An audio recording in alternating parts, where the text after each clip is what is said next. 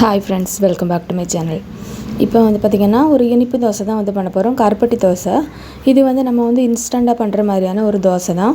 இது வந்து நம்ம வந்து 2 டைப்பாக பண்ணலாம். ஒன்று வந்து பார்த்திங்கன்னா கோதுமை மாவுலேயும் பண்ணலாம். இன்னொன்று பார்த்திங்கன்னா நார்மலாக நம்ம வந்து அரைச்சி வச்சுருக்க தோசை மாவுலேயும் பண்ணலாம். நான் அன்றைக்கி வந்து பார்த்திங்கன்னா தோசை மாவில் தான் வந்து பண்ண போகிறேன். இதுக்கு நான் வந்து ஒரு 2 ஆப்பு, ஒரு பெரிய சைஸ் ஆப்பையில் 2 ஆப்பு தோசை மாவு வந்து எடுத்திருக்கேன். நான் இதில் வந்து கருப்பட்டி தான் வந்து சீவி வச்சுருக்கேன். இது வந்து நல்ல கருப்பட்டி தான். மண் எதுவுமே இல்லாத கருப்பட்டியாக இருந்துச்சுன்னா நீங்கள் வந்து டேரெக்டாக கூட யூஸ் பண்ணிடலாம். ஒரு 2 டீஸ்பூன் அளவுக்கு. இனிப்பு வந்து ரொம்ப அதிகமாக போடும்போது அந்த தோசை வந்து நம்ம வந்து சுடும்போது சுடவே முடியாது, கல்லிலே ஒட்டுற மாதிரி ஆயிரும். அதனால தான் இப்போ வந்து போட்டுட்டு நல்லா வந்து மிக்ஸ் பண்ணிவிடுங்க. அதிலே வந்து உப்பு எல்லாமே லைட்டாக வந்து இருக்கும் அந்த தோசை மாவுலே. அதனால் வந்து நீங்கள் வந்து எக்ஸ்ட்ராவாக உப்புலாம் போட வேண்டாம். இது வந்து அப்படியே கொஞ்சம் நேரம் நல்லா வந்து மிக்ஸ் பண்ணிகிட்டே இருந்தாலே நல்லா வந்து கரைஞ்சி வந்துடும். அப்படியே லைட்டாக அங்கங்கே கிடந்தாலும் நம்ம தோசை விடும்போது அது வந்து சரியாயிரும். நல்லா வந்து உருகி வந்து சூப்பராக வந்து வந்துடும். இப்போ வந்து நல்லா வந்து மிக்ஸ் பண்ணி எடுத்தாச்சு. இப்போ வந்து அடுப்பில் வந்து தோசைகள் வச்சுருக்கேன். வச்சுட்டு பார்த்திங்கன்னா இதில் வந்து லைட்டாக எண்ணெய் வந்து ஃபஸ்ட்டு தடவிடுங்க.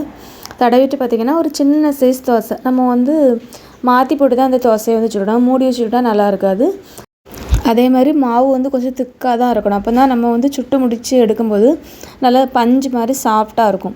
இப்போ இதில் வந்து தேங்காய் துருவல் போட்டுவிடுங்க. தேங்காய் துருவல் போட்டால் தான் நம்ம இதுக்கு சைடிஷ் எதுவுமே நம்ம வந்து வச்சு சாப்பிட போகிறதில்ல. ஏன்னா வந்து டேரெக்டாகவே அந்த தோசையை நம்ம வந்து சாப்பிட்டுக்கிடலாம். ஒரு காஃபி மட்டும் குடித்தாலே போதும், அப்படியே நமக்கு வந்து வயிறு நல்லா ஃபுல்லாயிரும். இப்போ வந்து போட்டுட்டு இதில் சுற்றி வந்து நான் வந்து தேங்காய் தான் ஊற்றிருக்கேன். நீங்கள் வந்து தேங்காய்க்கு பதிலாக நெய் கூட ஊற்றலாம். இப்போ வந்து சின்ன குழந்தைங்களுக்கு வந்து சுட்டு கொடுக்கறதா இருந்தால் நெய் ஊற்றி சின்ன குட்டி குட்டி தோசையாக வந்து சுட்டு கொடுக்கும்போது அவங்களும் நல்லா விரும்பி வந்து சாப்பிடுவாங்க.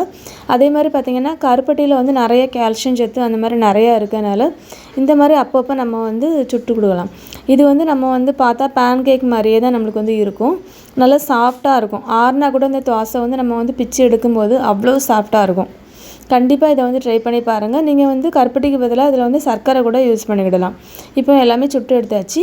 இந்த வீடியோ உங்களுக்கு பிடிச்சிருந்துச்சுன்னா லைக் பண்ணுங்கள், ஷேர் பண்ணுங்கள், கமெண்ட் பண்ணுங்கள், சப்ஸ்கிரைப் பண்ணுங்கள். தேங்க்ஸ் ஃபார் வாட்சிங்.